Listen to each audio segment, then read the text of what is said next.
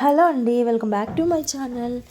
ఇది వచ్చేసి ఒక కస్టమర్దేనండి, ఫ్రాక్ అనమాట. మగ్గం వర్క్ వేసి అయితే ఫ్రాక్ స్టిచ్ చేయమని చెప్పారు. సో వాళ్ళు ఇచ్చిన డిజైన్ వచ్చేసి ఇప్పుడు నేను వేసాను కదా, అదేనండి. సో ఫస్ట్ అయితే మీకు చూపిస్తున్నాను. మనకి అంతా కూడా కట్ వర్క్లో వస్తుంది. పర్ల్స్ వచ్చి ఇంకా పింక్ కలరు కట్ బీట్స్ ఉంటాయి కదా, వాటితో అయితే ఫ్లవర్ షేప్లో అయితే ఇచ్చాను నేను. పింక్ అండ్ వైట్ కాంబినేషన్లో ఎల్లో కలర్ శారీ మీద అయితే స్టిచ్ చేశాను అనమాట. సో ఫైనల్ లుక్ అయితే చూడండి. స్టిచ్ చేసిన తర్వాత ఎలా ఉంది ఏంటి అనేది కామెంట్ కూడా చేయండి. అండ్ నేను ఇక్కడ చెస్ట్ పార్ట్ అంతా కూడా, యోక్ పార్ట్ అంతా కూడా సేమ్ పాల్స్ ఇంకా చిప్స్ వర్క్ అయితే ఇచ్చేసాను అనమాట. చూడ్డానికి కూడా చాలా క్లాసిక్గా ఉంటుంది. ఇంకా బ్యాక్ వచ్చేసి నార్మల్ ప్లెయిన్ రౌండ్ నెక్ ఇచ్చేసి టాజిల్స్ ఇచ్చేసాను. ఇంకా హ్యాండ్స్ వచ్చేసి ఎల్బో స్లీవ్స్ అయితే ఇచ్చానండి.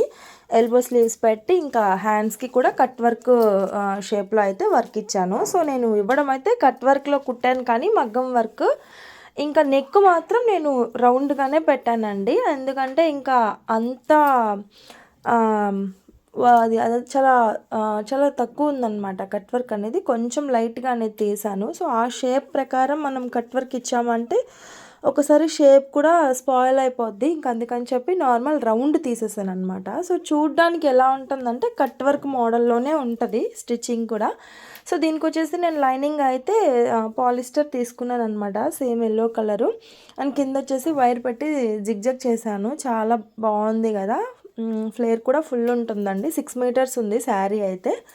సో మొత్తము యూస్ చేసేసాను నేను.